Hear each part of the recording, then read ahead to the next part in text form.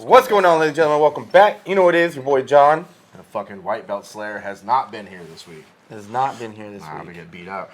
Today we got a special guest, Mr. Farmer. Yep, Mr. Farmer, I guess. Like it. Before we get into why Mr. Farmer is here, We don't gotta start How like fat that are every you today? fucking week. You don't. Why are you fat shaming me? I is what watched you wanna drink know. for like 4 beers last night. I did, I Or actually- no, one of them was a tall can. That's 2 beers. And I went to BJ's earlier for lunch, and I had a beer Can you get an there. invite or what? Well, when we What were was that looking at doing? cars. Oh, what Yeah. beer? Temecula? Yeah, Oh. Temecula. Yeah. So how much you weigh, fatty? 220. No, well, probably pretty close. I think I'm sitting around 218, 219. That's right now. think Yeah. you think you're sitting at 218. I think. So That means 222. I didn't work out at all this He week. ain't even making ultra right now. No, Oh, you're in ultra. I'm in ultra. Sorry. Yeah, You're not even yeah. making super. Yeah, I'm not even making super. I can, but I thought about going up to 220? It's too late.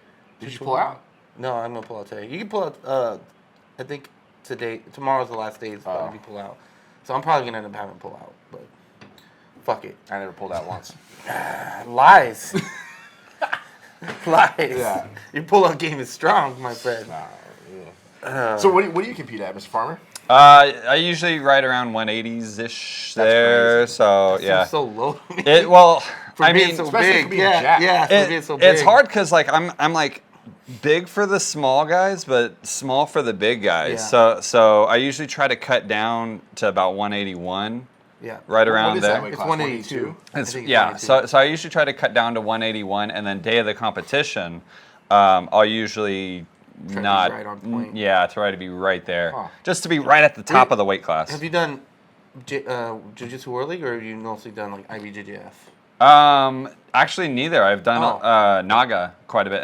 Shit. Does Naga? How's their weigh-in work? Does it like weigh in before the fight? Is it weigh in early? It's as soon as You, get there, you right? weigh in when you check in. So same as World League. So- Yeah. Okay. Yeah, because I remember I pretty much starved myself the entire day, weighed in bright and early in the morning, like the old wrestling days. You know, you weigh bright and early in the morning, and then you just go and stuff your face, Yeah. and then you fight Yeah. at 2. So you Yeah. wrestled in high school?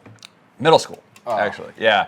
I by the time I came around to high school, my brother had graduated. He wrestled all through high school, and so I wrestled with him under middle school. And when he graduated, it was like, oh wait, we don't have to be in a gym like Every day. every Yeah, every yeah. weekend. Yeah. You know, so by that point, I was out. I was just focused on playing guitar. That's how it is for my kids right now. Is they're like, my oldest son is just finished. He's graduating, but it was like the jiu-jitsu and then wrestling, jiu-jitsu and then wrestling, and now my youngest son is going into wrestling. He's starting in high school, so it's gonna be the same shit.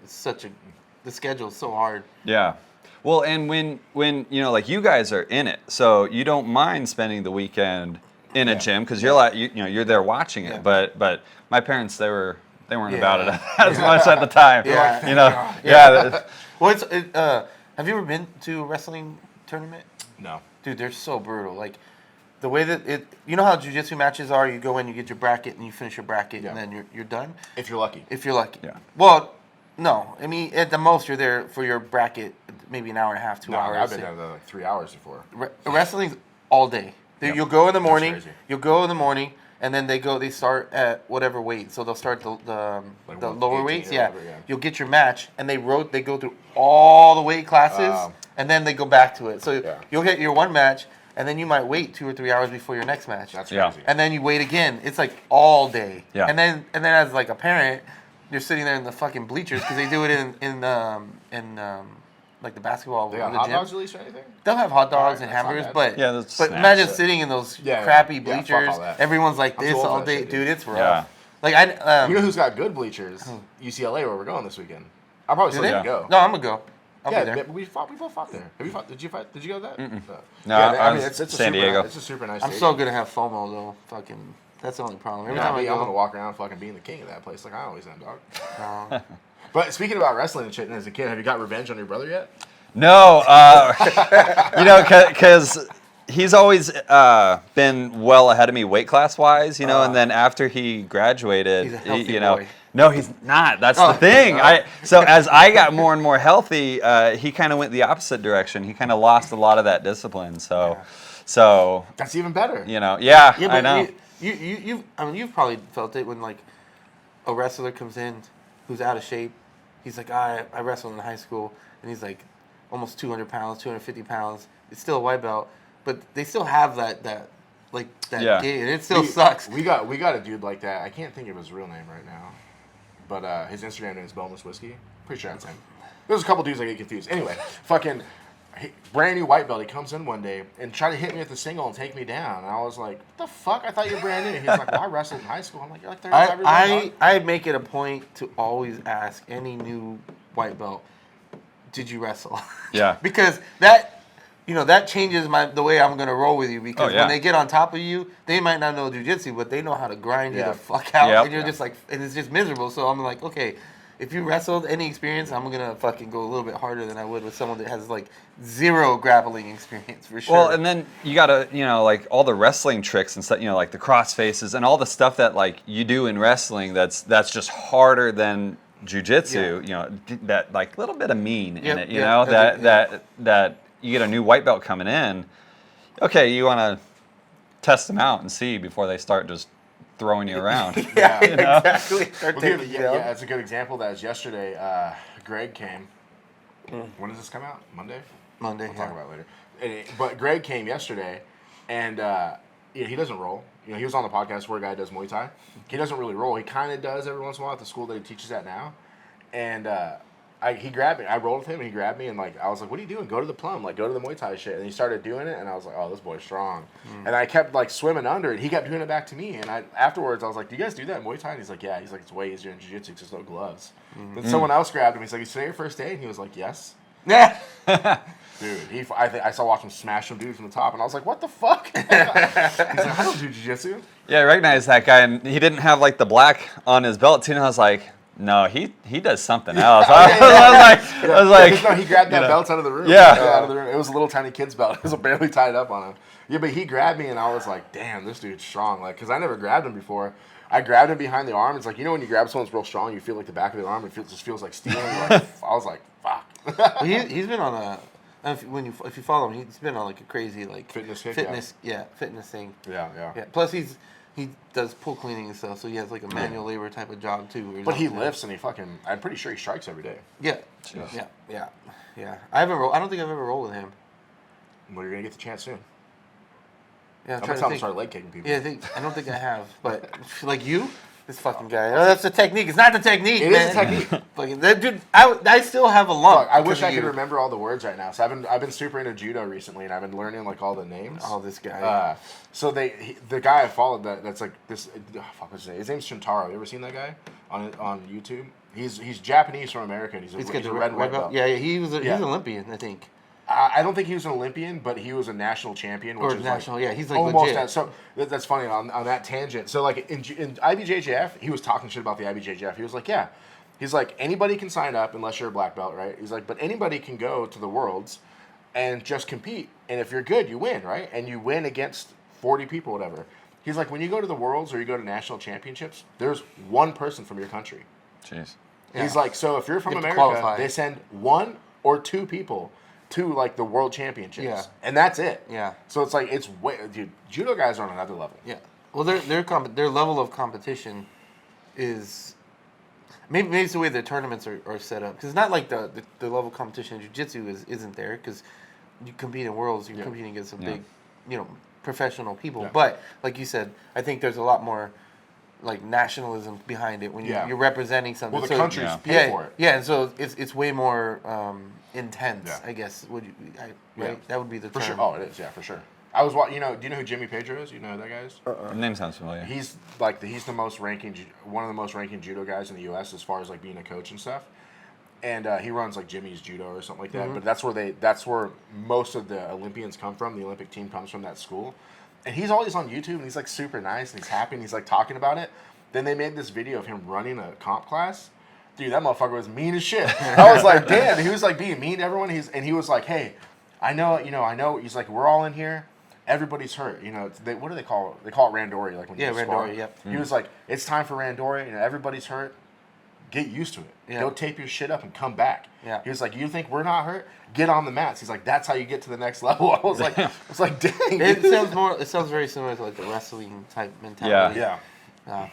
Yeah, definitely. I know, like when Nathan hurt his wrist and he was hurt, it was kind of like he's like, oh, it's hurt, and I'm like, what do you want me to do? Like, I'm like, do you want to keep wrestling? Because you're just gonna have to fucking suffer through it, or you're gonna have to stop wrestling. Like, you got to suck it up, and if this is what you want to do, you got to suck it up and just go out there. Yeah. Like, well, and that's kind of it too. Is I mean, it's just there's no season to wrestling. Yeah. And so especially in this valley where it's like, okay, school's wrestling is done. Now you get freestyles and all this and that. So yeah, you don't really have time to recover. You're just going, and then you push past it, and then you hope that you don't make it worse, basically. Yeah. Did you grow up out here? Yeah. So when you wrestled out here? Yeah, so I was under Stan Holmes, and and he helped Roger kind of set up his studio out there, and so. Did you ever was Coach ever your coach? What's his name, John? No, I was. You're the only person I've ever met that said no. Yeah, no, no, because I think he was in Hemet. Like he was in the Hemet side. I was always San Jacinto side. Yeah. So, yeah, so we were always on that one. I'm actually surprised at how more like I'm seeing more wrestling in this area. It's like pretty. I think it's always been popping out here. Yeah. Am I wrong? It's Yeah, been big I mean, out here always, right? Probably 2000-ish, because I know that's when San Jacinto got their team was let's see, my brother graduated 2002, so 1998. Mm-hmm. So, and then that's when it started just blowing up from there. Wow. But it's weird because it's kind of like how Jiu-Jitsu is now, where once you get into that mix, once you get into that circle, it's huge. Yeah. And and I mean, like I remember back when my brother was wrestling, we'd go to tournaments and everybody knew Stan Holmes. Just like guys from Idaho, and it's the same as here when we go to tournaments with Omar, where just holy crap, that's Omar. And that's kind of how it was then too. So it's kind of cool. Let's get onto a track here. So we probably should have said at the beginning. Obviously, Mr. Farmer Rob does jiu-jitsu with us. Yes. Are you 3-stripe purple belt? 3-stripe. Yeah. Yeah. So how did you get into jiu-jitsu? So earlier in your life, you said you wrestled and you came up wrestling, but then you stopped. How old are you now? 33. Damn, you're a young buck, dog. I know. I don't feel young though. I Buck. got a bad knee, back spasms. So strong. So how long you been doing jiu-jitsu for now? I started November 2019. And went up until COVID, and then once the gym shut down for about a month or two, Omar started calling people and was like, "Hey, like you guys are here every day, kind of hush hush, but we're gonna start training again, And I think when I came, the paper was still on the windows. It was. Yeah. Mm-hmm. It was. Yeah. Yeah, and so I was like, okay, yeah. So we started doing that, and then my daughter got diagnosed with brain cancer at the time, and so just for safety's sake and everything, I stopped for some months there, and then went back about 2021, and didn't really stop going until, the start of this year has been since then my first big real break. Really? Because you had your newest child? Yeah, so we had our second daughter in December. So for the first 6 weeks that she was around, I didn't really go at all, maybe once or twice. Then after 6 weeks, she started to be more settled. Yeah. So then I was going like once, twice a week, and then of course I got had a vasectomy right after that. So then that was another, I think, 3 or 4 weeks out. And I remember you telling me about that. Why do you have to be out for so long when you get a vasectomy? It's just like they just cut it and snip it and just like sew it back up, right? Pretty much, yeah. So I mean, number one, I had about a 1/4 of an inch stitch that I didn't really want to tear open. There is a little bit of soreness involved as well, like just kind of on the insides. That I didn't. Again, I didn't want to take a random knee there and be out for even longer. So I was just kind of playing it safe. But so basically what the recovery is 10 days or however you feel, whichever one's longer. Okay. So I gave it about 14 days and then I was back in the gym. Yeah, nice. So And then how long did you start lifting? Because I know you took a break from lifting too from that, right? Oh, that was like a week. Oh, that's it. Yeah, I felt really good right You away. weren't worried about getting hit in your. Yeah, exactly. Yeah, You know, I wasn't afraid in my garage of somebody coming up and hitting me in the nuts kind of thing. So Dude, yesterday I'm pretty sure it was Ismail. That motherfucker was riding my nut with his knee. I was like, God damn! I was like, this motherfucker's gonna pop right now. I've never ever once considered like, I know some people wear cups, not at our gym, and it's kind of frowned upon because it's like fucked up. Yeah. Bitch made too.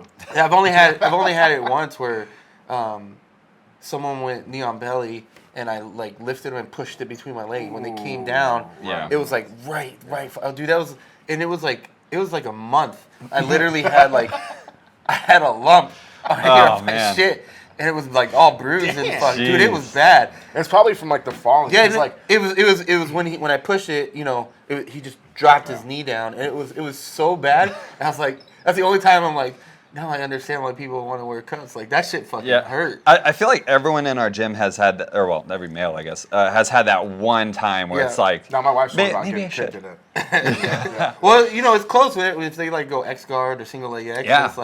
It's like but I mean it happens. Yeah. It's just one of those things where it's like, Yeah, okay, yeah. now move on. Yeah, I don't know what it is. Like when it's like pressure grinding, doesn't hurt. You know what I mean? But when someone like you said hits it or like it gets tapped, you're like and you're dying. Yeah, dude. Because I play half guard, so my nuts are constantly getting. Yeah. It was when it happened to me. It was one of those where I like. Because like there's that delayed, there's like that, Yeah, that 10 seconds. Oh, it wasn't so bad. Yeah, yeah. It was like that. Because everyone's seen it and they were like, ooh. And I was like, oh, I'm all right. And then I was like, oh, stop. And I just rolled Feel over. it in your I was like, I kidneys just and- rolled over and I was like, I got to stop. I was like, I need a minute. Like, this is not That's good. miserable. You feel it? Yeah. Ooh. Yeah. So, and then of course, sure enough, right after I finished recovering from my procedure, then of course I go and get a big old chest piece tattoo. So that put me out in another week. So it's like, okay, I don't have anything crazy going on. Like summer, this is it. Path plan on competing? Path to brown. I'm hoping so because I haven't got to. Master World. Yeah, I'm hoping so because I haven't really got to compete as purple belt. Just with all the craziness of I got my purple belt last September, I think. So it's getting up there. So yeah, now that I think you were 6 months before me. yeah, so now that I'm into the deeper part of purple, I really want to start getting in and competing there. Yeah, Especially you should try to get in a world league and see how you do because you're good. Like I was making fun of you yesterday, talking shit. And I was like, "Oh, you're small. Dude. You're a small guy." He is not a small guy. We were rolling in last time we rolled. I remember I had you in some position like side control, and I was crushing. I was like, "I'm gonna smash this fool right now." And you just pushed me off. I was like, "What the fuck?" And I couldn't believe it. Dude, you're the only dude. You're probably the second lightest guy that did that bench press challenge. oh yeah, And I think you hit it for one of the most. Jeez. Yeah, no, The lightest guy was Jonah. Well, what's funny too is my bench press is my weakest lift. I don't bench press. That was 505. Jesus. For one. I can't even hit for 400. one. I can't even hit 400. I think I'm 385 for one. No, I'm actually. I need to buy more plates because I'm trying to get back up to that weight, and I only have up to 315 right now. So.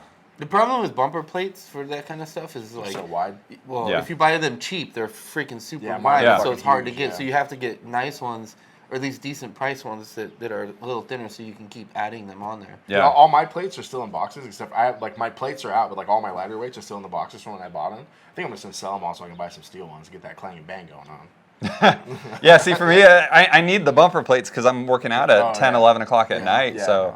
So Surprisingly, Walmart has the bumper plates that I have. yeah, those everyday fitness. Yeah, they're actually not bad, and Walmart has them, and they're not that expensive. I got mine there. for really cheap. I got a set. Yeah, but yours are fucking They're- fat. oh, The yeah, 45s are they're thick. thick. They're like that. That's like mine. Yeah, I think if we you probably if you have the see same on the ones, yeah. videos, mine look like just beastly plates, and Yeah. it's like no, it's only 45. Yeah. It's more of a CrossFit plate. That's why. Yeah. Yeah, but I got my set I got a set of, I think I have 450 pounds, so it was half of that or whatever.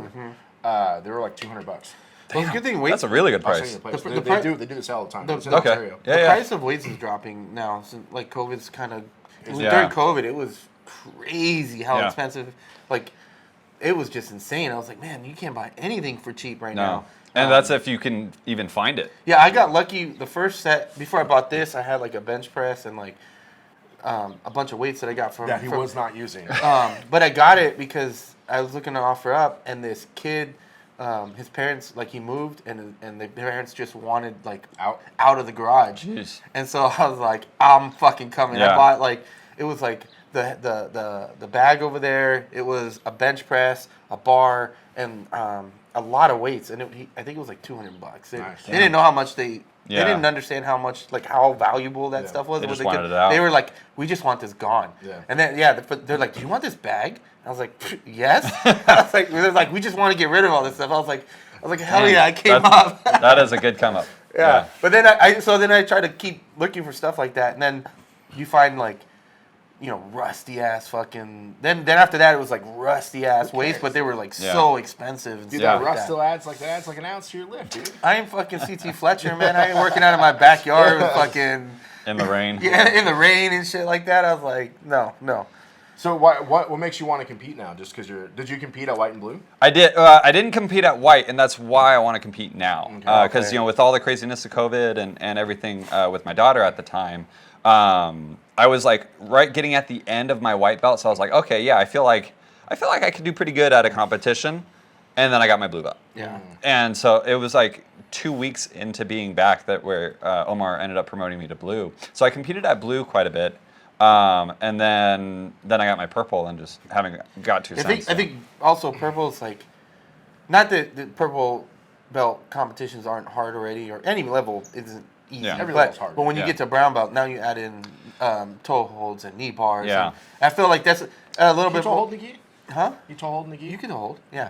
At brown you can, and so it gets a little bit more Scary. a little more dangerous. Yeah. Well, right? that and the age too. I mean, You're you young. guys Yeah, you let's guys not say talk about well this. no Yeah. you guys say I'm young, but like I turned 41 on when Tuesday. when you guys hit brown, like you're gonna be with people that have been doing it for 10, 15, 20 years possibly. Dude, I fought. You know, I mean, Well, my first purple belt comp was the one that's coming up this weekend last year, and I fought a dude, and he ended up holding me in side control. But he didn't feel like amazing, and we were talking about. I was like, "How long you been rolling for?" He's like, 13 years.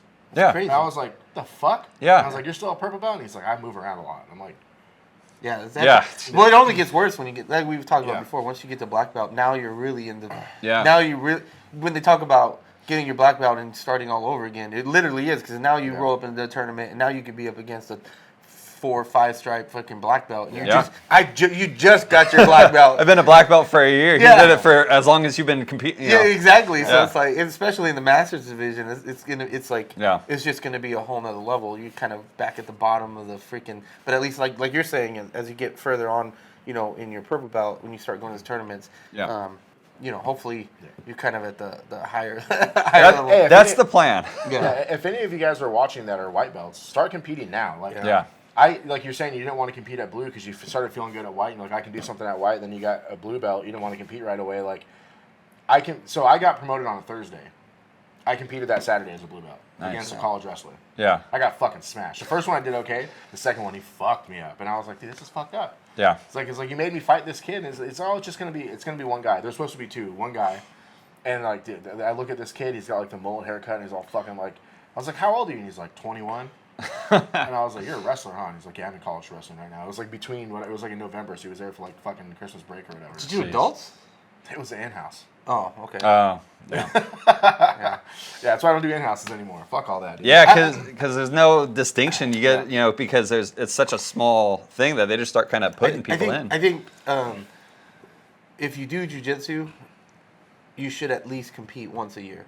Yeah. I think I twice a agree. year, because once a year it's not enough. But I mean, I agree with you. But I mean, there's a lot of people that don't do jiu-jitsu to compete. For but, sure. But I think even if you don't do jiu-jitsu to compete, you should at least compete once, minimum, because it lets you know, like, it is a confidence booster a little bit. Because a lot of times you have that imposter syndrome. Yeah. And then you're always rolling with the same people in your gym. And, you know, so then you go out and you compete against someone in your belt that doesn't know you. Yeah. And even if you lose, if you do okay, if you go out and get smashed, you're gonna fucking feel like shit. But if you go out and let's say you lose by points, but you do the whole round. He couldn't submit you. It is kind of like, okay, I deserve my belt. Like Yeah. at least I know I feel good that I know that I'm where I'm supposed to be. But then you learn. You're like, all right, oh man, my guard is trash. Like he was able to pass my guard. Or you kind of always learn something from competing every single time. Yeah, I mean, the last time I competed, that I ran into that where the guy I was rolling against, I just couldn't get past his guard. So ever since then, that's been like my mission is to, okay, you know, if I'm on top and they're on their back, I'm going past your legs. Like, you know, I'm getting that out of the way now. Yeah. Kind of thing. You know, I haven't rolled with you in a while. What style do you think your game is? Are you playing bottom or top mostly? I try to play top mostly. It's one of those things where, you know, I suck at bottom, and so I probably should play bottom more to get better at it, but my time is kind of limited in training, so it's one of those things where it's like, I'm not good enough at top where I feel like, okay, now I should switch to bottom. Like there's always that room for improvement. Yeah. And so so I try to play top as much as I can. We had one of those black belts come in. I forget his name, but he was very much like, you know, don't ever pull guard. Like just be patient because your opponent will pull guard. And so I keyed in on that. That's how when I go to comps, I don't pull guard. Yeah, and there's no real reason to because you're just kind of begging for them to just blow past your guard. The only thing that I've learned through one of the tournaments where neither one of us pulled guard, and so we stood for almost the whole time, is if you get into that situation, you have to at least make the attempt of a takedown and make it look like you're taking a takedown. Like Omar was like, look, he was like, you at least need to like reach for their legs so that the ref sees, hey, he's going for takedowns. Even if you're not even fully committing, you're just kind of brushing the leg, touching the leg, so that it looks like you're doing it. So at the end, if it's a stalemate, you end up winning. And so, and then the other part to that is don't, like when I did World Masters the first time, like Vegas, Master World? Yeah. Or the one in Long Beach? No, Vegas. That's Master World, though. Oh, Master World, wherever. When I did that one, we got penalized for standing, right? And then in my head, I didn't compete a lot then yet. Yeah. And so in my head, I was like, oh, I don't want to get another penalty. And so I fucking ended up pulling guard. But then I learned from them, was like, it doesn't fucking matter. You both got penalized, so just fucking play the game that you want to play. You can get IBJJF, you can get 3 penalties for your DQU, so... but if you're both getting fucking... Yeah, but if you both get DQ'd. Yeah, I guess. That actually happened at the Brasileiros like a month ago, whenever that happened. In the Ultra division, the 2 dudes in the finals of the Ultra both got DQ'd. Then they made the guys that got second and third fight for Ultra, for first. Damn. Yeah, they're getting. I guess they're getting real strict about it because they're tired of people saying it's boring. Well, there is a whole, and I think Omar teaches a lot more about competition, right? And there's like a whole strategy competing. That, like you learn jiu-jitsu, but then there's like strategy for competing. Yeah, right? that's a whole nother game right there. That's where that competition class that he was doing for a while there was like. He's doing them on Saturdays. It's just your bitch asses aren't showing up. They're not comp classes though, like he was doing before, where he would do 9 a.m. to 10, and then the normal class would start. Remember? Did you ever do those? No, or on Sundays he would do 5 to 6. That was the competition class, and then the normal class. Yeah, I did those. So what was the warm up that you guys were doing that I casually strolled in on? It was just situational sparring, just got it. Like eight positions or something like that. I got fucking Cody yesterday. He fucking broke me off for all of them. Yeah, he's a strong guy. He's strong and he's fast. He's fast and he's good. He's like all the good he things. moves like a lightweight. That's the thing that's so scary that he can throw that weight around. And a lot of times you see a bigger guy that moves like that, and it's kind of scary in the sense that like you feel like you're gonna get hurt because you're throwing. But he moves like a lightweight, but he's really also he has really good like body awareness or whatever. I think it's just because he thinks you're soft because he don't do that shit to me. Dude, he does this. I was talking to him about it yesterday. He does this thing where he can just fall down. He does it to me all the time, like right on my neck, or like right. Dude, it hurts so much. Yeah, but I'm saying he moves like the way he moves, he just controls his body so well. He's not like kicking you or anything. Yeah. But he's fucking. Well, that's what I'm saying. Sometimes when you roll with like a big dude and they're just clumsy. Yeah, they're kind of clumsy. Yeah. And so you feel like they kick your fucking leg because they don't know how to do the fucking technique. You don't know and then he calls it the technique. It was a technique. But yeah, so he doesn't have that. So it's just crazy watching him roll sometimes. Yeah. You're just like, you're not supposed to move like that. Like that's not That's not natural. Wait till we start. You're MMA not sparring. supposed to fucking do that. Wait till we start MMA sparring, dog. I'm gonna blast you That's with so many different. calf kicks. But that's fucking different. Blast you with them. No, you're not. Sorry. You can't even get your fucking leg up. We were doing those like little side kicks, and you were like, leg kicks, calf kicks. You have too much confidence, What my is the friend. most brutal? You have kick? too much confidence, my friend. Can you prove that I don't? Can you Did make you- me not have the confidence? I'm sure we could. No, could you? Yeah, why not? Nah. I'm pretty sure. We'll That see. Kempo We'll have to shit's see. gay as fuck. We'll see. I did more than Kempo. I've done Muay Thai, fucker. How long ago? I mean, it doesn't How matter. many pounds ago? Actually, I was heavier when I was doing Muay Thai. really? Yeah. I was a fat piece of shit when I was doing Muay Thai. I was the little pugs and the memes. That was me. You're still like that though. Hey, but less. Yeah. Less weight. for Yeah. sure. Yeah, I've been wanting to get into striking, but I think I'm gonna wait till I'm like 35. No, just wait until next week. Is that's coming down? I thought you were down gonna the talk about pipeline, that. I'm talking about it now. Fucking No, guy. yeah, just wait. Just wait a couple weeks. Yeah. It's gonna be. I think it's gonna be good. I think so. I think it'd be dope. I think a lot of people are going to be into it too. Yeah. I want to try it as much as I can. Yeah.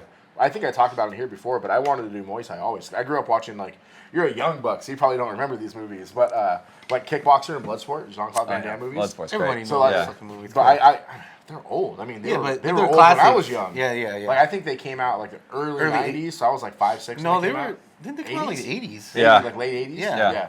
So like I came up watching those, so I always wanted to do Muay Thai.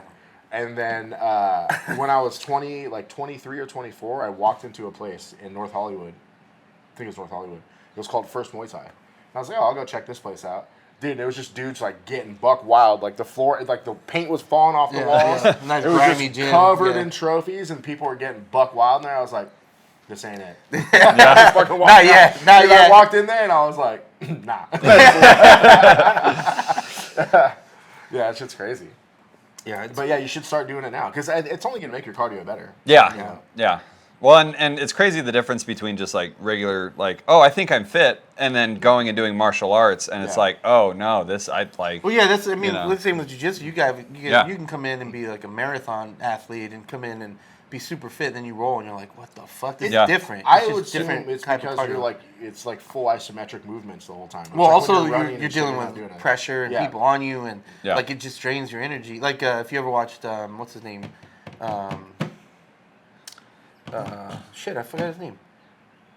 Couture fight. Oh, yeah. That was like he Yeah, was man. always pressing people up against the cages and using his weight to like make people tired. And it's kind of like that with jiu-jitsu, where you can be fit, but you're not used to like you're cool. You're fit, but now you can't breathe. Yeah. Now how you're gonna how's your cardio now? You Yeah. can't fucking take a Yeah. full depth of breath. When you're cutting your depth of breath by 50%, Yeah. how good is your training then? Exactly. you know? Yeah. That's exactly right. When you know, because how many times you're stuck on and you can barely fucking breathe, and you're like, all right, and you got to start breathing like super shallow into your diaphragm just to survive, and you're And like, then all they right. throw a knee on belly, and then they on throw there too.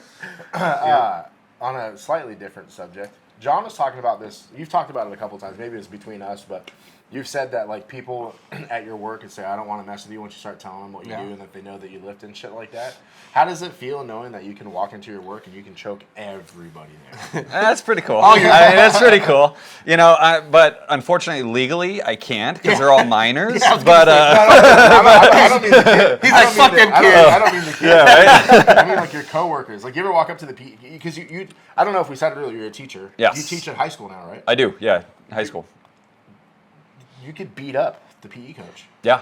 Probably all the football. You know, it's coaches. crazy. Well, like every school that I've worked at too, like the PE coach, like they're unfit? not. Yeah, I mean, I guess that's just like the nature of the game. But the other than my colleague at SJVA, who him and I coached weight training together after school, he was the only like Fit muscular guy. guy that I really worked with. Everybody else, I think it's because they go into it playing sports, and it's a lot of like off-seasons, intramural sports where they're not lifting and stuff. They're just Yeah. going and playing soccer, or they're just going and playing baseball or football, So Yeah, I think that's I've seen it more and more now that I'm like obviously getting older. Is like you start to see when you're younger, everyone's kind of in shape, and then as you get older, it is harder as an adult to like to focus on like your career, your family. Yeah. You just have so many like responsibilities that it's hard, and then a lot of times you just, and that's exactly what happened to me. Like you just don't focus on yourself,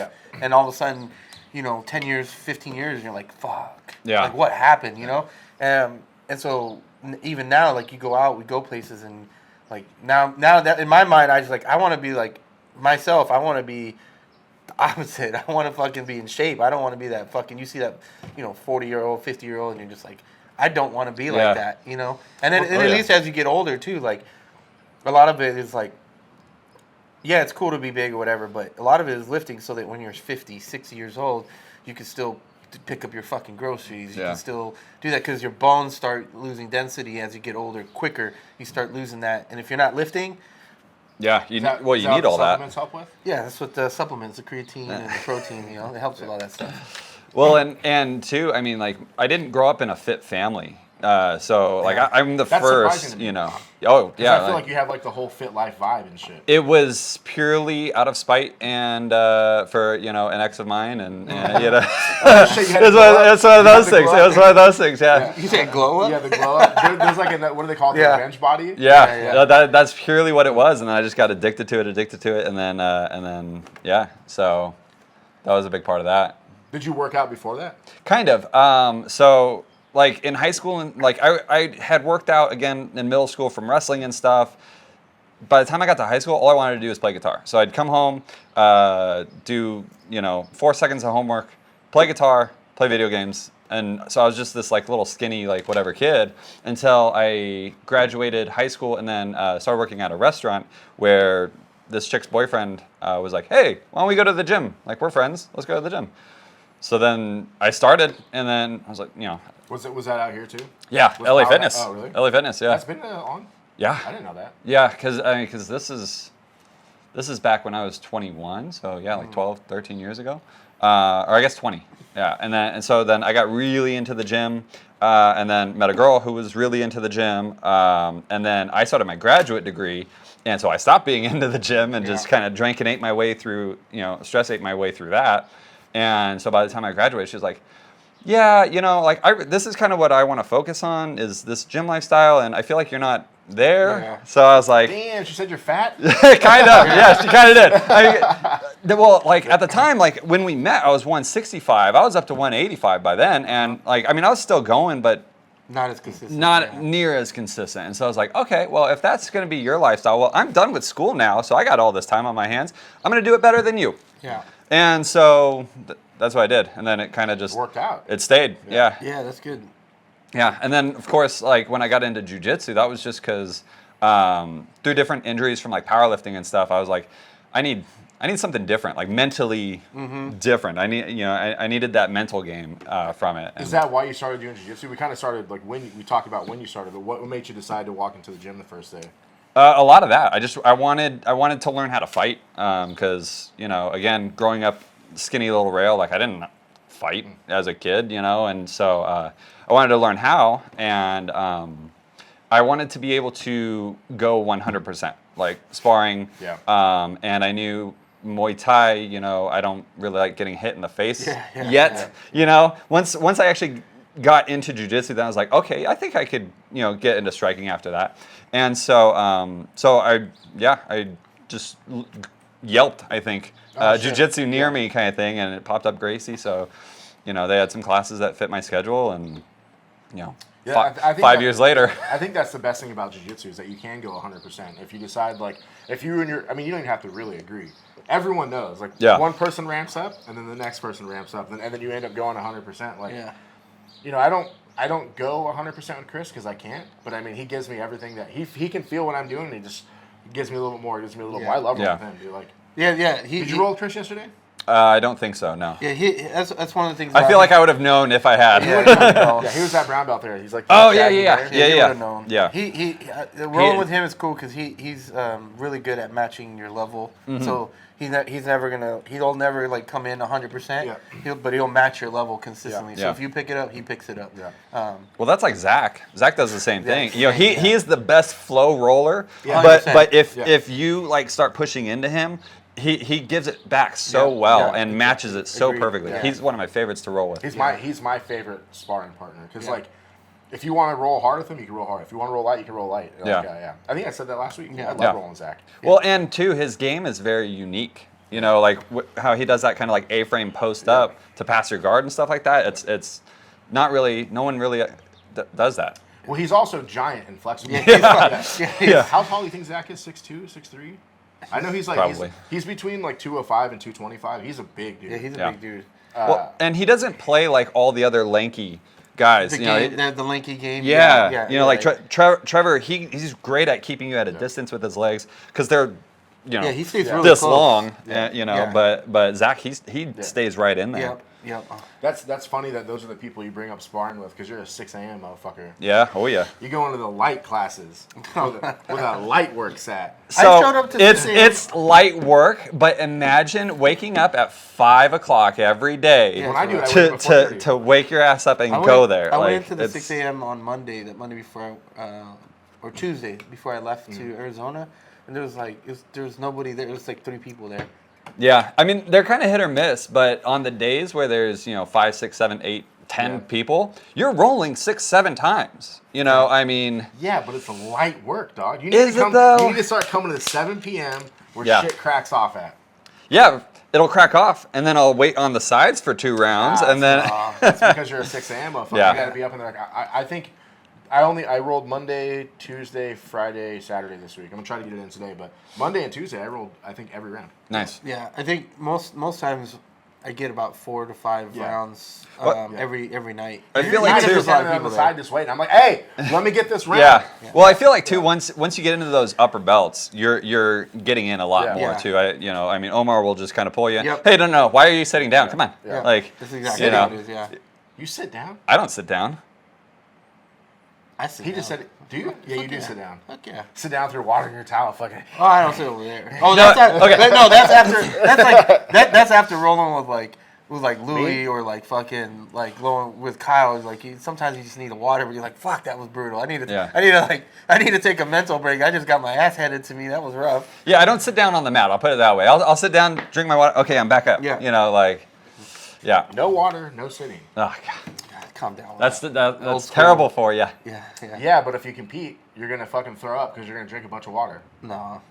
Yeah, but And there's nowhere to sit down when you compete. You have to sit down. there's time in between rounds, though. Yep. I mean, you I get just stand there longer. and focus on breathing. Yeah. That's all I do. I just focus on breathing between rounds. Because the reason I stopped drinking water is I competed somewhere in between the matches. I chugged a bunch of water because I was dying. And the next match I was like, I think I'm going to throw up on this guy. The whole time I was like, I think I'm going to throw up. I've never felt like throwing up in a competition. It was just because I drank I used to carry like those big 64-ounce the water jug things. I probably drank half of one. Oh, Yeah, see, Yeah, And I was that you're not supposed to do either. That's Like- way too much. That's way too much. Yeah, for sure you're gonna you're gonna vomit after some shit like that. I try not to drink any water. You know, the cool thing about I this, ain't no bitch. the 6 a.m. classes though, is like I can actually go. You Yeah, know, yeah. like that's the It fits thing. your schedule. Is Yeah. it? You know, because like I'm at work from 8 to 3:30, 8 to 3:45. Actually, in my that feedback survey that they sent out to everybody, I was like, can you do a 4 p.m. class? Yeah. I was like, Oh yeah, because there's a 3, right? So yeah, there's a before you 3, get off, and then there's a 5:15 or 5 o'clock with the kids, and so there's that nice little gap of like, could you imagine? That'd be great. Do you get the summer off from work? Yeah. The whole summer? The whole summer. Well, it's 2 months, but yeah. That's dope. So we 7 end p.m. June 4th and then go back August 4th, something like that. So Wow, it's in August now? yeah. Those kids don't get shit anymore. Well, they we- get a long ass Christmas break, right? Is Well, that they what it is? have they have more breaks In between between. the years. So. Yeah, we get a week off in February, a week off in April, 3 weeks off for Christmas, a week and a half or 2 weeks for Thanksgiving. It's so there's so much more time in the year, which is great because it like keeps me from burning out. Yeah, That makes sense. You know, I don't need 3 months off. That's too long. So starting in 2 weeks, you're gonna start coming at 7. I hope so. That'd be nice. Or we should organize the goons to come out at 6 a.m. one day. Yeah. That'd be dope. 10 a.m. That's my ideal class. I love the 10 a.m. class. Sometimes I want to go to 6 a.m., but I usually have meetings at like 6:30 in the fucking morning, Yeah. or sometimes like 6 a.m. So Well, a lot of my training depends on my work schedule. Well, and it was hard because back in the time. I'm making fun of this one. Sorry. No. Back in the day before they changed secondary school to 8:30, like speaking of like meetings and stuff, I was like racing out of Gracie at like 6:50 to be at school by 7:15, and I'm just like changing in the car, and my kids in my first period were like, "You smell funny." Like, shoot, I didn't didn't horse bath it enough. It's like I smell like me and 5 other men. Yeah, 5 other men. Yeah. Man, dude, I rolled Nogi on Thursday. Was that this week? Yes, I must have done Thursday. Did I say that? Thursday. I don't know. Oh, I did Monday. I don't know. Anyway, I rolled Nogi, and I'm driving home, and I was like, this isn't my smell. I was like, damn, dude. Like, I was driving home, just like, fuck. Yeah. I smell like somebody else. Like, I can smell it on that's why I cut my beard. I was like, fuck, dude, I can smell someone else in my beard. I was like, this is too much. That's the worst part about Nogi. It's just nasty. Yeah. It's I wear fucking spats, though. I do too. I wish I had a long sleeve rash guard. Yeah. The long sleeve doesn't bug me, but definitely spats, Yeah. like for sure. Underneath, I can't do because dude, those fucking shorts Yeah. they like ball up on Oh, your I'm hips trying and to get shit. shorter ones, so I think they're too fucking. Yeah, but if you have spats, I'm saying, and you don't wear them, yeah. it's like Dude, I feel that's like I feel like my shit's just gonna fall out of them. Like that's a submission right there. that is. Yeah. Drop your nuts on someone, they better tap. They're like, oh, let me get that hair for you. You ever do Nogi? Yeah, when I can. I mean, because the There's Nogi not classes Nogi in the are morning, right? no, Yeah. no. Trevor talked about setting that up like one day a week, and it just kind of didn't really come. So Thursday come mornings through, is but still ski? yeah, Oh, I didn't know that. yeah. Which I mean, that'd be a great morning to have Nogi as Dude, well. but in the winter, that would suck. It's cold with a gi. It's cold until like 6:10 when the heater's on and you're already warmed up. It's not as bad. I think summer is actually harder than winter. Winter it's hard just because it's dark and it's cold from the walk to your car. Mm-hmm. But once you're in and you're going, and you suck it up. I mean, that's the hard, like you said, like that's the hardest part of 6 a.m. is just showing up. Yeah, that is the so hard part so. about it, for sure. Yeah, I'm down to go if we can organize a bunch of the goons to go, but I'm not waking up at 4:30 to go just to go fucking roll normal. I don't go fucking for it. I just get up like 10 minutes before. Yeah, I live fucking roll 30 out. minutes away. I get about 30 minutes away. Yeah. Yeah, I'm rolling out of bed at 5:45, and Making it there? Yeah, no. Yeah. I live in Menifees. But you got I feel like in the morning too. You have to get a good warm up and a good stretch in because Yeah. Kind of. I like we'll stretch in the morning. Yeah. We don't typically warm up, and then we'll warm up with technique and situational sparring a lot, which is really nice. Sometimes, I wish that we did warm up a little bit more. But like you said, everyone's a little lighter in the rolls at 6 a.m. So, But sometimes not. Like that's kind of the cool thing about 6 a.m. too is you never know who's going to show up. Like Luke gets off work early, and so boom, he's at 6 a.m. Kyle gets off early, so that's his first training session of the day, kind of thing. Little G, before school, he tears people up. I mean, he's usually the hardest roll in the morning. The couple times I've gone in the morning recently, he's been there, and it's like, fuck. Yeah. I'm not trying to deal with a fucking 15-year-old whooping my ass right now. Well, that's the thing too with all these like young kids that are coming in, like Hassel. I mean, he when he started out versus where he's at now. Oh, he's way better. Hey, that he's fool ain't just a kid though. He's like 23 years old or something like that. I consider him a kid because he doesn't have a wife and kids. He does have a wife. Oh, he does? That fool's married. Oh, I didn't know that. Does he have kids? I don't know about kids. So he's not married. Yeah. it's not official. It's not. It doesn't count until you have kids, and you get that sad look. Where are you going, Dad? Why are you leaving us? Shut your ass up. That's the 7 p.m. right there, where it's like, okay, I'll stay Things are home. probably starting just to get settled around. Yeah, absolutely. Well, You're like, I'll see you later.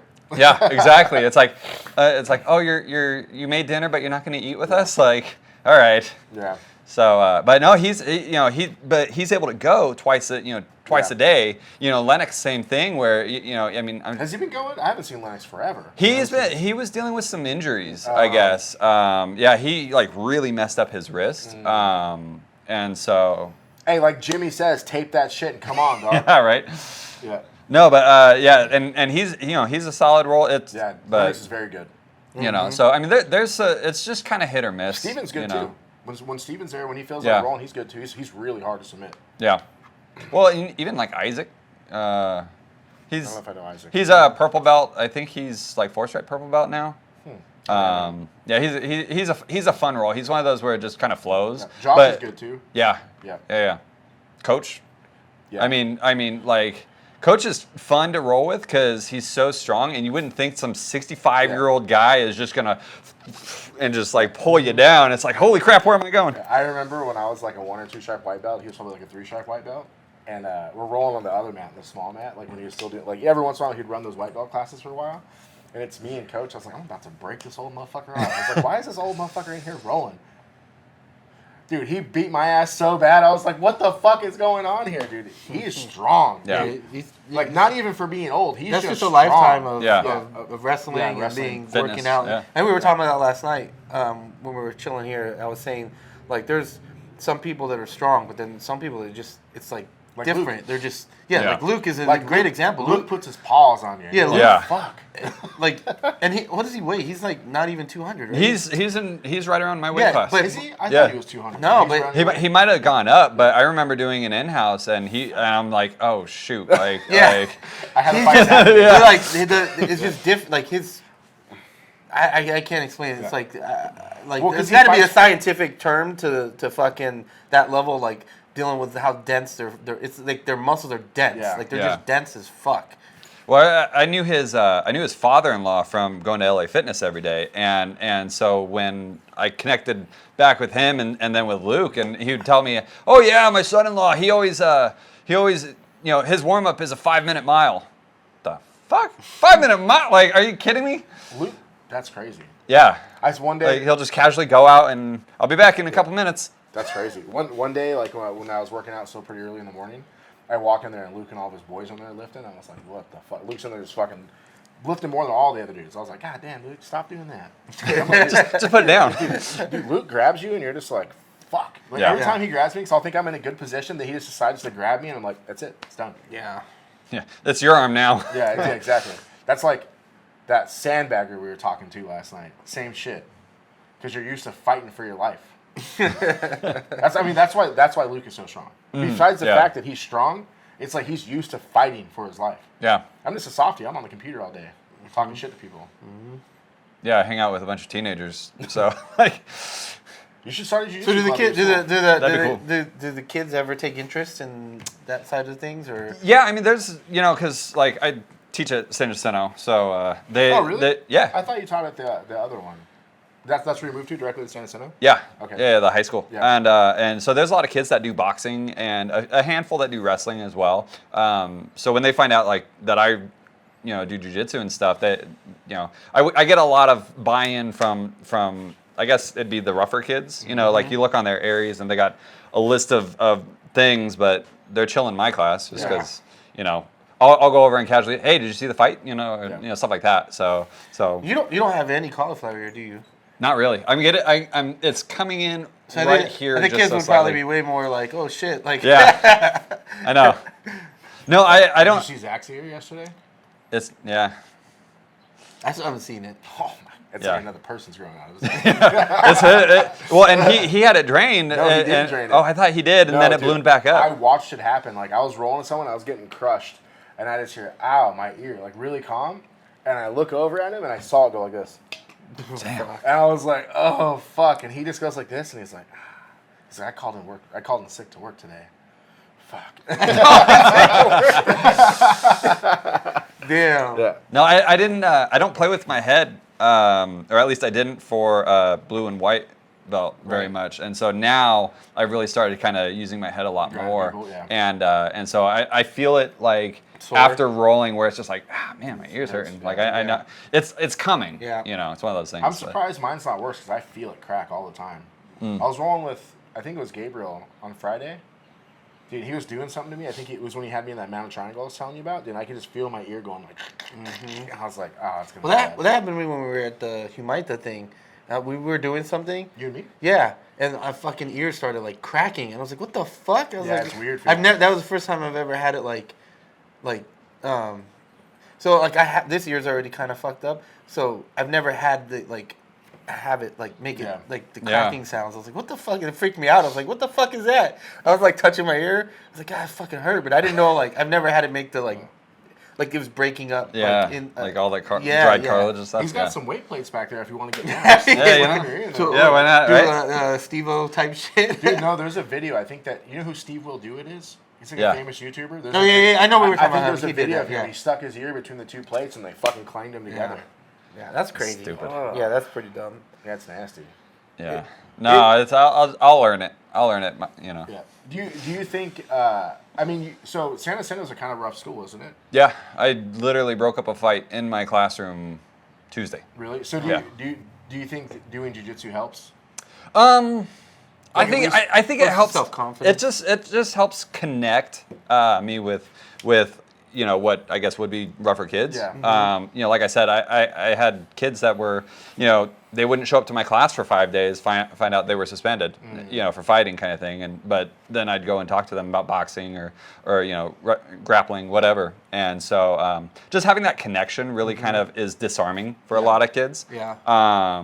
And so that's nice, but yeah, like you said, the confidence is there. That's the thing I like about doing jiu-jitsu or being into like the world of fighting, because you can connect with so many different people on different levels. Like, I've been in meetings where people notice my ears are fucked up, and they're like, "Do you fight?" And I'm like, "No." And they'll kind of like look at, like I can see them like looking at my ears, like, "Oh, I do jiu-jitsu." Then like you can get in a whole nother conversation with people and then start to connect on different levels, and then you meet people in random places that do jiu-jitsu. Like I was at a party. I was at a party like in Austin with my brother, and I didn't know anybody. He didn't even know anybody there. It's like we went somewhere, and then like we all went to another party with like random people, and I'm sitting around a fire just bullshitting with some guy.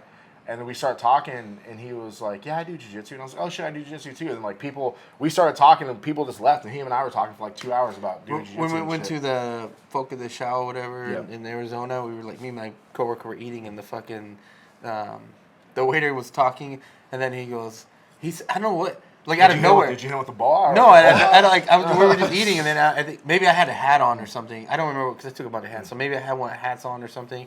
And then he was like, "Oh, I'm a brown belt," and I was like, "Oh shit." And he was like, "Did you look up?" He's old. He's like an older. He was like really old, but he's like, "Yeah, I'm a brown belt." I think he said Baja or something like that. Get the fuck out of here with that shit. But yeah, I was like, "Oh, cool."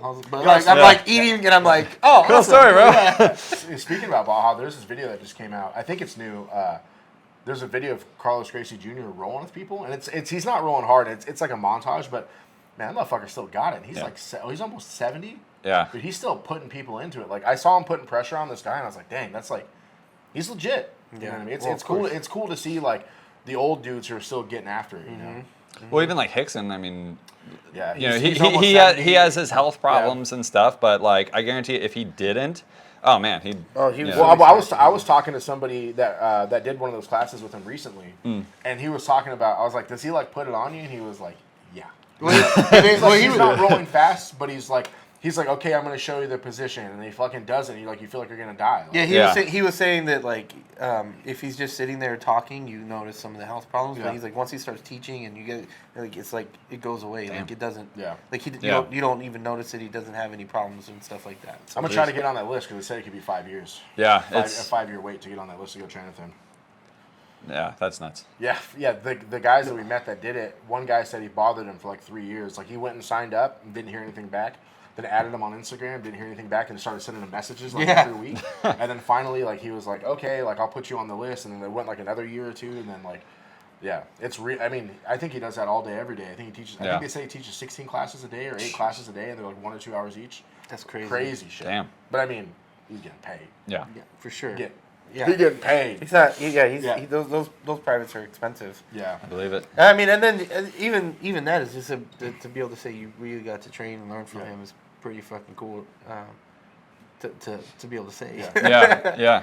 None of the other teachers at your school trained? Well, funny story actually. So you know Matt, the brown belt, Matt Quorum. That name sounds familiar. From our school? Yeah. He has bald head, kind of probably 160. Did he just come back after a long time? Yeah, He's kind of gray a little bit? Yeah. Okay, yeah. So when I was at San Jacinto High School as a student, he was my EP Lit teacher, and he was a purple belt then, and so like that always kind of stuck with me as well. And so he's at a different school in the district, but no, to answer your question, no one else really trains. They all think I'm crazy. Do that. Yeah, it's funny when you talk to people like that who are like, like norms, and you tell them about what you do, and they're just like, you do that for fun? It's like, yeah. Remember I had that black guy? Yeah. I was fucking doing a training session for people, and I'm like, fuck. And I had to have my camera on, and then afterwards my boss, and he's like, do you have a black eye? I was like, oh, you seen that? And he's like, we'll talk about that later. I was like, what do you want me to tell you? Like, it's going to be part of the fucking shit. It's going to happen. I can't. Yeah. Here, let me put on my foundation for I Zoom. got my ass beaten. Sorry. Yeah. Yeah, exactly. I didn't close the distance fast enough and met his fist. I don't know what to tell you. Or you did close the distance, you caught a knee or something. Yeah. Do you remember how you got that black eye? Nope. The last one I got was from a knee. Yeah, I don't even know how I got it. Cody. I just woke up one day and my shit was all fucked up. I'm like, man, what the fuck happened? I don't even remember it. You're probably talking shit and Rebecca punched you in your Probably sleep. in my sleep. Shut the fuck up. Yeah, I believe it. Yeah, but it's kind of cool though, because like a lot of my students, I mean, they're all teenagers, so they come in at 8:30 and they're just like, and so I'm like, hey, how's it going? And they're like, why are you so happy and awake right now? It's like, I've been awake since 5:30, choking some people out, and then I came to school, then I came to work, so it changes your day. Yeah, it makes totally does. Like, I really liked going to 6 a.m. Now it's just too far for me and I'm kind of lazy. But when I was a white belt, I was probably going 3 times a week for probably like 8 months, 6 months. I went 3 times a week to AMs because I was trying to progress, trying to get a little bit better, a little bit quicker. But yeah, I should start going to the AMs again. Just gotta wake up at 4:30 to get out here. Well, when I started lifting, I was waking up early to lift to just get it done and out of my day. So that's kind of where that came from as well. Is it just stayed with the morning. I definitely like lifting in the morning versus a few times where I don't have time to do it, and then I'll try to work out at night, and it's just, or in the evening, and it's just not. I just don't have that same energy that I have. In Don't the morning let him lie to you. You're not waking up at 4 a.m. and carrying the boats anymore. Yeah, I still do it. I mean, I haven't this week because I'm a fucking hand. I haven't lifted at all, but I still get up at 4 a.m. lift. Yeah. Hey, that's surprising. But only because I tried. You haven't because you haven't been posting videos saying. I don't post every fucking. I don't want to be out here. I don't post every fucking time I fucking lift, but when I can't and I work out in the afternoon or in the evening, it's just fucking, it sucks. Like I just feel I don't have that same energy. I do like working out in the morning better. In the mornings, I work out fasted, and I just feel better when I work out. And then like we're saying, it like starts your day off. Like you just like, all right, I did something hard already. Now I can just do fucking work, and like I'm not, Well, and it sets you up in a better mood. Like work is just more tolerable when you've already worked out before and stuff like that. So 100%. it just is a little bit smoother. I think you should organize a tournament of teachers at your school. That'd be and badass. Just line them all up and say, "I'll fuck all." Bring all the administrators in too. And like, what's up? Who wants it? Yeah, that would be great. You can roll through the whole staff. Probably. How many teachers? I think so. I think there's probably 100. Damn, really? Yeah. That's a lot of teachers. Well, there's 2,400 students or 2,500 students. So Damn, I think really? the last That's time a I big checked, school. we were joking about it because we lost 50 kids after all the riots happened a few weeks back. There was riots at your school? Yeah, there's a riot. Well, it wasn't a riot. There was like 7 fights that all happened at the same time. It was like an organized thing that happened during passing period, and it was just there was so much going on with all of the student body all at the same time that admin was just crazy. like, so Wow. So yeah, which for me I was camped out in my classroom. I didn't even really happened. I knew it happened, but like there was like what am I gonna do? I'm not gonna So and it happens quick and it ends quick, So that happened at my school when I was going to high school. Do you guys have police at your school? Yeah. So we had police at my school too when I was in high school. In Nevada, they have school police. It's like a whole separate police division that only do the schools. And I don't know when it started, but when I was going there, it was like that. And the school police beat the fuck out of this kid. They whooped his ass one day. And then maybe like 2 months later, that kid and his brother and like 40 dudes organized a fight in front of the school where they were fighting each other. So they pretended like they were fighting, and the school police came in, and they all turned on them and beat the fuck out of the cops. Like, they took their nightsticks and were beating the shit out of them. Damn. It was crazy. Yeah, we only have RSO there. Oh, really? Yeah. So and what was silly though was like there was fights before school, and then during nutrition. Like there was 6 fights that happened in the span of like 2 hours, and then it just kept going throughout the rest of the day, and that was kind of like the faux pas I guess admin or somebody didn't make the call to just keep the kids in the class, and so, but. You think you roll through So all those kids? how do you? There's a few big ones, but How do you handle? So I talked about before.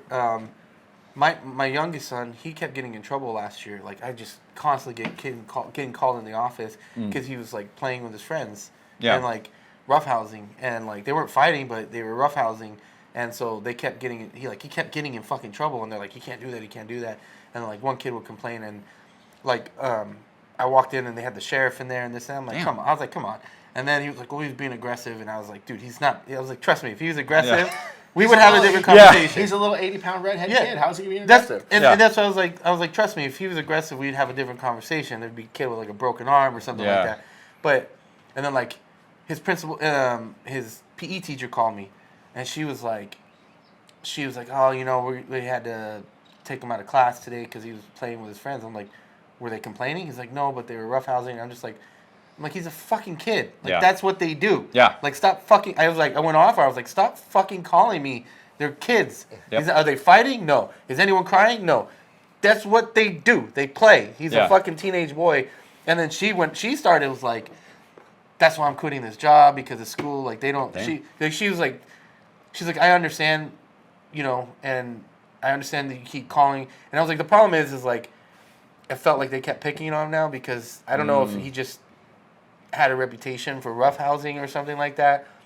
But it was like every little infraction, they just started fucking calling me. And I just went off on that. And then she was telling me that it's the school that's like making them do this. And she was like, I wouldn't have fucking done this, but blah, blah. And she's like, I'm quitting. So for you, you're in I'm sure kids don't roughhouse the same as like a fucking junior high kid, right? But like, do you see that? And is it like, are you more like, oh, they're just playing? Like, I'm assuming you can spot the difference between two kids fucking around versus like, oh, this is gonna turn into like a fight. Yeah. Well, I mean, I taught middle school for 4 years. I taught 8th grade for 4 years before this year when I went into high school. So yeah, I mean, I have very much that kid perspective of like, I can tell when, because it's all about words and intention, right? If two kids are just kind of, pushing around or whatever, then I'll tell them, hey, knock it off, But then as it escalates and progresses, and they really start saying words, then it's like, okay, now we're done. Yeah.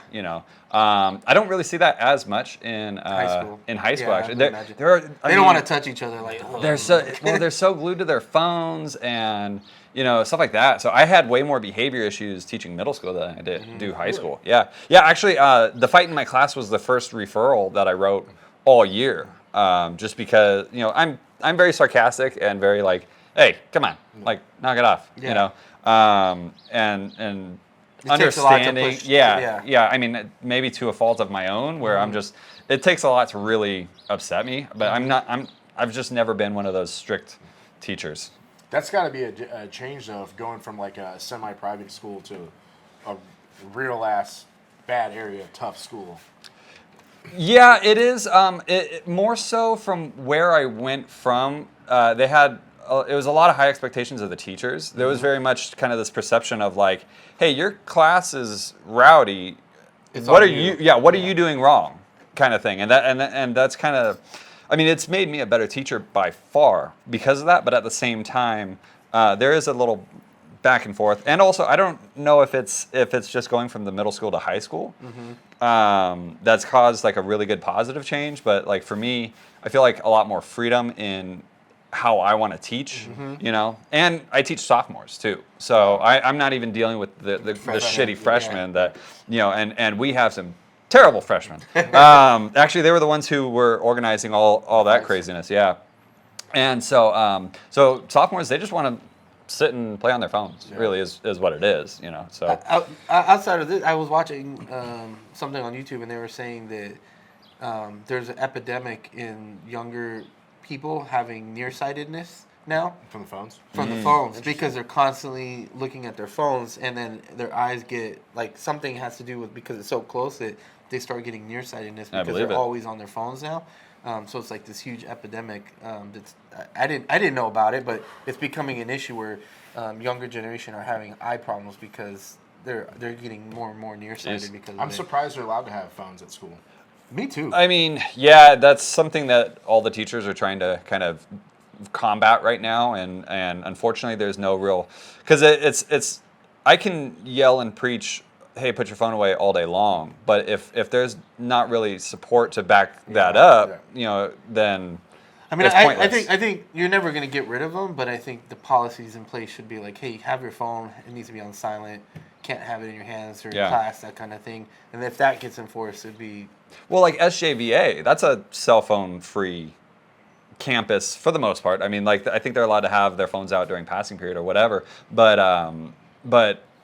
I knew like if I take a kid's phone, like I'm going to be backed up by it. Admin's not going to say You're not like, gonna have that. hey, why are you Public calling? school. Yeah, exactly. So my that's something my we're sister's kind of a fighting. teacher. She's told me some stuff that she's dealing with, and I'm like, I was like, I would not be a teacher. Fuck. For me, it's more the things that the kids say to each other, where it's just like, I can't believe you just said that to her. Like, I was a wild boy in high school. Yeah. Well, school was also different then. Way Did you have different. phones? Yeah. Oh, we had phones. Older than Nokia phones? Come on. Yeah, Actually, we the had little pagers. bricks. Yeah, It was pagers in the beginning. I remember having pagers. Everyone Yeah, I had mean, pagers. I had a phone. I had like the brick or whatever. Yeah. But I mean, so what? There's no point to it. Yeah. It was pagers back Yeah. then. And I think it was like $1 a minute. Well, it was just so different too, because now you have like, I was thinking about that too. It's like you grow up back then. Everything gets posted online. Mm-hmm. You do something, someone record it, and boom, now it's shared across the fucking. Everybody's has a video of it. And that wasn't there as well. So I think a lot of the stuff that happens now happened then, but now it's more. It's spread easily. Yeah. Versus like, oh, did you see this? No. Oh, what happened? And it's someone talking about it versus like, check this out. It's fucking, it's here. And then it's like, boom, that's all over Facebook or Snapchat and fucking whatever fucking new shit, TikTok. Like, it's just harder now to do anything as a kid. Like, dude, I wouldn't want to grow up now. Everything you fucking have is going to be there forever. And that's why I try to tell them. I've told my kids, I was like, dude, if it's on the internet, it's there forever. For fucking ever. Hey, don't send nobody pictures of that hog, dog. Yeah. Keep that shit in your pants. Huh? Yeah, it's there forever. And man. nowadays, you get arrested for it and put on the watch list and all that stuff. Yeah. That's crazy, too. Like if you're mutually sending nudes, if you're underage, you fucking go to jail. Oh yeah, you can go to jail, absolutely. Right? Yeah. Well, and that's why like I don't have my Instagram private or anything, because like I don't put stuff on my Instagram that like I don't want, or I guess that I would feel bad explaining. I guess so I get kids all the time. Oh, I found your Instagram. I'm like, cool. You're like, I do cool shit. You want to see it? Follow me. I know, right? Like, it's like, hey, that's when I, made whatever, beer flight board or that was my Stripe promotion. Cool, yeah. Yeah, there's my kid. I think that's the right mindset that people don't, even kids need to understand, is don't put shit out there that you wouldn't want anyone else to see. And it's the same thing like from a corporate, like working, when you're sending an email out, when I send an email to someone, the what I was always told is never send an email out that you wouldn't care for everyone to see, because you send an email out, even though it's private, all of a sudden they're like CCing someone else, and all of a sudden it's like boom, everyone sees it, and you're like, oh man, I probably shouldn't have said that. It's the same thing with your social media presence, is don't put shit out there that you be ashamed of. Sure. Yeah. Even if it's like a private situation, because everyone, it's easily like boom, all of a sudden everyone fucking sees it. Yep. Well, now there's the blind CC where you can't even see who they, CC and all that. It's just, I think it probably helps the kids relate to you more, though, because you're not. It shows that you're a human outside of what you do. Outside of being a teacher. And that's a different thing. That's a different perspective. Because as growing up, I didn't know what the fuck my teacher did. Remember when you would see a teacher like at the grocery store? Yeah. Oh my god. What the fuck? Yeah. So that's interesting. Well, and like I do woodworking as well, and so San Jacinto High School, they have such a killer wood shop program. So I'm always. Really? Oh yeah, that's badass. Yeah, it's like one of the best in the state. Wow. Yeah, and so growing up through there, like I continued woodworking from it, and so I get kids all the time that like oh, Mr. Farmer, check out my project. I'm like, oh, cool, look what I made this weekend, and stuff like that. Cool. And so it's just one of those things where it's like jiu-jitsu, where you just find ways to connect with kids better. Yeah. I mean, that's probably why I still play video games as much as I do. That's probably also like one of the best things about jiu-jitsu is like the ability to connect with different people, like from all walks of life. Yeah. Oh yeah. I grew up in the streets doing wild shit, and like now I got friends that are cops, or or the same thing, like the cops who were friends with like wild boys, you know what I mean? It's like you have, and then like teacher, like I never knew a teacher like that I can think of, just that was kind of the premise of this podcast we want to do, is like people that come from all different places. Like basically I'm in sales, you're an IT guy, you're a teacher, we all do the same thing and like share a common goal of wanting to get better, but also wanting to help your friends get better, and like have a shared situation or a shared situation with people. You know what I mean? I love jiu-jitsu. Yeah. It's definitely when you start to like roll with the same people and you see them every day, and then like I mean you're choking them out and trying to break their arm kind of thing, so you get to know them a little bit. It's super intimate. It's super intimate. It is.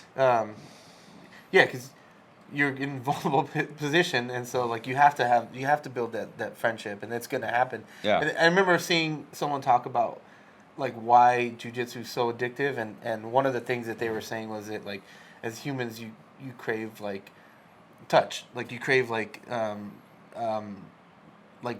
sense or whatever. Don't try to justify putting your paws on me. And so they're like it feels that like human need that you have that as you grow older. Most people don't have that. Yeah. Most people. Yeah, for sure. Like not to get all whatever, but like think about it, as you've gotten older. You grew up, your parents are giving you hugs if you have good parents, and like, or just like in general, you're a little bit more intimate with people in that way, like hugs and whatever. And then as you get older, all of a sudden, there's like let's say you're a 30-year-old single dude, you get nothing from it's just nothing. And then you go to jiu-jitsu, and it's like you get that close bonding connection with people that you're not going to get anywhere else, which is kind of cool. Yeah. Well, plus the adrenaline dump, and you get to cheer people gurgle as you choke them. I'm kind of past the gurgle because I don't fucking chokes a lot. I like the. From that's pressure. My favorite. The pressure one, yeah. No, I'm still on the gurgle. Yeah. To switch gears a little bit, do you keep up with jiu-jitsu, like professional jiu-jitsu that's going on? Here and there, just like I mean, I think right now Craig Jones is my absolute fit. Just because he's so out there and so like, hey, this is the craziest. He has zero fucks. Yeah, exactly. And his whole persona is great. Because I mean, like I guarantee, like he fucks around on Instagram and stuff, but he's a top level athlete. I don't think that he is as crazy as what he lets the internet perceive him to be. No, he is. So is he really? Oh yeah. I know people that know him. Got it. Yeah. Okay. Well, he's Australian. He's Australian. That is a good point. Yeah.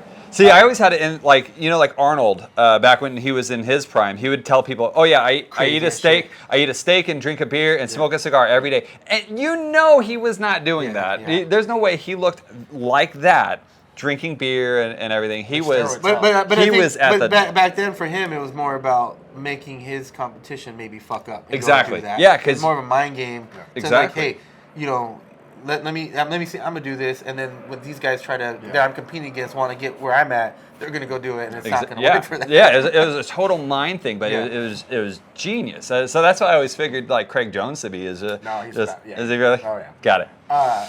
The reason I brought it up though is like so this week what was the Fight Pass Invitational? Yeah, the main event was Nicky Rod and Mason Fowler, and like I think Nicky Rod has arrived. He's officially a black belt. He's officially that dude. I liked the match. Dude, he beat the brakes off of Mason. He didn't. He was in a dominant position the entire time. But what would Gordon do? Gordon, he can't put him in the same conversation as anybody. Yeah. The only person I think you can put in the same conversation as Gordon is Hodger Gracie. Yeah. And that's the only fight you'll never see because one, they're from two other eras, and two, they're boys. Yeah. Yep. I mean, but I agree with you. He's fucking smashed. He's a great match. There. He's a black belt now. Yeah. He's for sure. He's really a black belt. Because I picked every fight except for both the Rodriguez. Because I picked Mason Fowler and I picked J-Rod. J-Rod got pretty smoked. He did, I think. Oh, I think he won. No, he got beat up by Jonas Gracie. Yeah, I thought that was my toss-up match. Like I thought for that's sure. crazy. Then you get beat by and then they beat what's his name, JT Torres. That was Nicky Ryan. Oh, was it? Oh, yeah. See, I'm getting all mixed up right now. This fool doesn't even like jiu-jitsu. Yeah, no. Yeah. I hate it. No, but yeah, J-Rod kind of got smashed. I thought that was kind of how it was going to go, but I thought J-Rod was going to be able to have the wild shit that he does to get out. Yeah. But Jonathan Gracie, dude, I wonder if he's getting a lot of heat from his own team for being like wild. So I wonder if he's trying to like maybe focus. Well, I mean, he's probably at black belt level, but you know, there's levels to black belt. Yeah. I mean, he relies on the athleticism. He's a purple belt, right? He's a purple belt. Yeah. He relies on the athleticism of being a wild boy to get out of stuff. That's so crazy stuff. to think he's a purple belt. Well, I mean, Nicky Rod beat Big O. He beat Cyborg. Beat all these dudes out of blue belt. Yeah. Not even a blue belt. He was like 4 months in. They just gave him a blue belt. Yeah.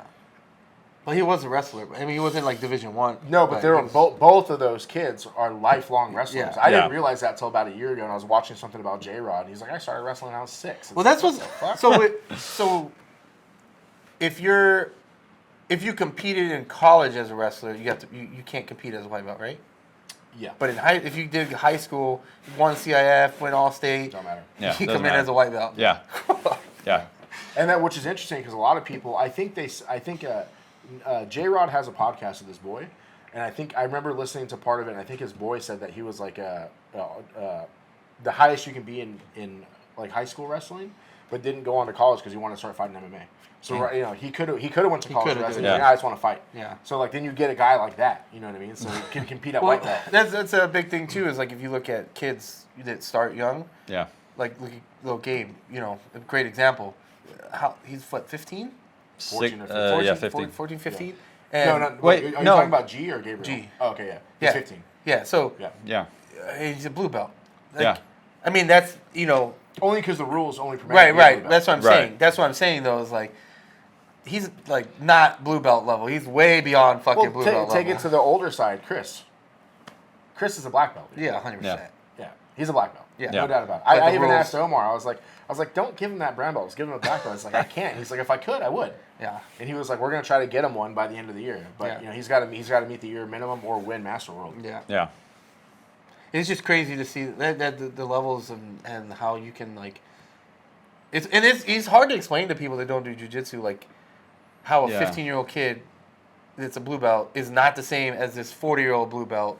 Because the kid has almost 14, 9 years of jiu-jitsu experience before he even gets to fucking blue belt. Yeah. Where your average like adult blue belt has like two years as grappling, Well, and that's where like the older you get into like Masters 2, things like that, at the upper belts, you're dealing with guys that have been doing this for a long time. Yeah. And, I mean like little G, like he'll compete, once he hits Masters 1, so that's what 15 years from now for him. Yeah. 16. So 16. Imagine where that kid will be at in 16 years. If he decides to stick with it, yeah. Because I don't know if he actually likes wrestling. I think he does it because he does it. I don't know just if what he does. I assume he'll go to college and do it, but I mean, dude, he's so good. Like, it would be a waste if he didn't go. But it's like, where would he be in 16 years? Like. Is he so injured he can't roll, or is he like Chris, where he rolls at the ability he can roll and just smashes everybody? Yeah. I don't think. I mean, unless like some sort of tragic, knock on wood, but unless some sort of tragic accident happens, I think that as a 30-year-old man, it's scary. Yeah, he would be straight killer. And that's when he's finally gonna have like his full potential as far as strength and stuff too. Like it takes 28 to 32. Is that what they say, something like that? Give or take. Like your full man strength kind of thing? Yeah, something like that. Yeah, because after that, your test starts dropping and all that. I mean, it only starts dropping if you're not artificially enhancing it. That is fair. We started talking about that real quick. Yeah. That'll be the last thing I guess we talk about. You were talking, I was saying that, we should enhance you. And you're like, it's expensive. It's not. It's cheaper than protein. Monthly. Yeah. Way cheaper. Yeah, but okay, so it is. Wait, the actual product is. But to do it safely, I mean, like, who are we talking to? But if to do it safely, responsibly, having, the blood work done consistently, all of that, too. Like. It's still cheaper. Yeah. What do you teach biology? Chemistry. So you understand some of that stuff, Yeah. right? So but if you go through the place that we go through, it's $275 every 10 weeks, including the blood tests. 250? Yeah, 250. Yeah, including the blood tests. Well, 350. Well, no, the way it works is your blood test is like 130. And Is it? I thought it was only like $100. It's like $130, Okay. I think, or $120, and then it's $250 every 2.5 months and then so you do your blood test, see where you're at, and then you start, and then 6 weeks you do one more blood test, because it takes about 6 weeks for it to like be in your system and normalize or whatever, and then your body, with the changes, and then after that it's every 6 months that you actually do. Every 6 months you do blood work, where they check all your stuff. Then it's actually pretty cheap. But It's like the biggest $90 a month it comes out to, or $110 a month, something like that. Yeah, that in California they charge more for some reason. It's probably the laws in California that make it harder, but other states it's like $100 a month. But there's still such a. I think it's still hard because of the stigma behind. Yeah. They're still. I think it's just finally starting to open up. Like I watched a news clip, and they were talking about this hidden miracle drug, and it was like testosterone. It was like, what the fuck? Like, you mean that thing that your body makes? Yeah. Like what are you talking about? Like, there's just a bunch of stigma behind it, and then doctors, like if you look at doctors, a lot of times doctors, they're okay with saying, well, that's just what happens. Yeah. That's just normal. That's part of getting old, blah, blah, blah. And it's like, well, does it have to be? No. Like, why? See, and so like once I hit my 40s and like all that stuff starts dropping naturally, then absolutely, I'll probably mess with it a bit. Now. But I know. Well, see, and back in like my powerlifting days, that was kind of why I stopped. Was I'd reached the point where it's like, all right, you can't go. You can only go so far. Yeah, you can only go so far without really dipping starting your toes to. in, Yeah. So and so my buddy's like, hey, so I got SARMs for you if you're ready for it. And I'm like, yeah. nah, not yet. You know. Yeah. Granted, I was poor as shit back then, so there was that. But yeah, once 40s maybe. Or like next year. Next year, yeah. I mean, I can hook you up right now. You're trying to get wild. There you go. Yeah, let's just start taking Tren while we're at it. That's a long conversation we've all had a lot. Yeah. It's about doing Tren. I'm definitely interested in it, but I'm not consistent enough to really get on it. Do you like having your balls? I don't get some HCG, HGC. What is it? HCG. Yeah. You don't got any nuts either. Let's get you. They're just cut. They're just cut and burnt a little. Yeah. Yeah. Were you awake when they did that? Yeah. Ooh. No, it was great though. No, so they prescribe Ativan, I think it is the antidepressant. Yeah. So I took that. What? Why did they prescribe that? Just to like make you calm. More like calm a sedative? Yeah, kind of. Just like so that way you're not going in all tense and nervous. Mm-hmm. And so I took that, and then for $75 they offer laughing gas. Yeah. So I was like, love that dude, stuff. yeah, I was like, wait, is it because I went in and she's like, yeah, so we offer this service. It's a little expensive if you want it. I was like, well, how much is it? She's like $75. I'm like, that's cheaper than to get it on the street. Who are you kidding? Yeah. And so I got. I took that the whole time, and so I was laughing and joking the whole time, awake, and then I took 1,000 milligrams of Tylenol after, and a couple beers. I was good, chilling the entire day. Yeah, that's crazy. Laughing gas is like I only had to do it once when I had my wisdom teeth taken out, and I was like, man, this shit is great. Yeah. Like I understand, dude. I was like, I understand why people fucking like. Yeah. You ever see what show was I watching where like it was like the dentist was like doing something and he was like giving it to the patient that he would take a hit. And he was like, I know what you're talking about. Yeah. I've seen that. And he would take. Well, that was like in like Little Shop of Horrors, when he would take it for himself and How start do you working know on the about patients. that movie? I know stuff. I don't Young know. buck, dog. Yeah. That movie's old. I'm a fun fact kind of guy. All Like right. fun fact. He's a trivia guy. Yeah. But yeah, no. So I was awake the whole time, and I mean, Did you smell it? I don't think I paid attention to it. I was just such a happy camper. Yeah. I want to get it done. That's like on my list of things to do this year. Yeah. Yeah. Well, Tri-Valley Urology. Shout out to them because they were great. Yeah, my doctor was a badass too. She was like this, like Hell yeah, if you Google it, like she's like front and center on the website. She started the practice. She so. hot or what? You don't have to just. What's it called? Just tell me. I'll check. I'll check. I'll let you guys know. Yeah. There you go. He's a happily married young man with 2 children. Yeah, I don't know. Do they do like stirrups? Like you got to be like no. whole fucking No, nuts Yeah. Like Like pants. that's what I mean, it's like- No. So you just lay flat on the table and Okay. pants it down to your ankles. I didn't even have to take my shoes off. What do you think if I asked him if I could go in the Can I have the stirrups though? So they're like, that's extra. It's a little expensive. It's $20 extra. Yeah. Oh, man, I'd be like, all right, get up in there. Yeah. No, it was great. So I think that's all I got. You got anything else, John? No, that's good. Good stuff. Well, appreciate you Yeah. coming on. Yeah. It was Thanks good for shit. having me, guys. I appreciate it. Make sure you guys like, subscribe, leave a comment, all that normal shit. Anything else? You got to sign off for us? See you guys. Reggaeton Lifestyle.